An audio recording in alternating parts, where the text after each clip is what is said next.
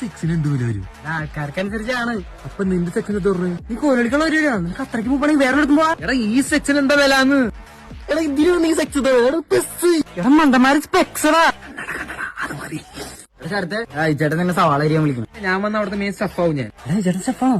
ഏടാ അവിടെ പോയിട്ട് പാചകം ചെയ്യണം. എടാ ഷെഫടാ എന്റെ അപ്പന്റെ സ്റ്റഫ്. ഇൻസ്പെക്ടർ നമ്മ മേടിക്കുന്നത് എന്റെ സാധനമൊന്നുമില്ല. ഇൻസ്പെക്ടർ അല്ലടാ ഇന്റർസെപ്റ്ററാ. എന്റെ മോനെ പോളി ഇൻട്രോട്ടറാടാ ഇൻസ്പെക്ടർ.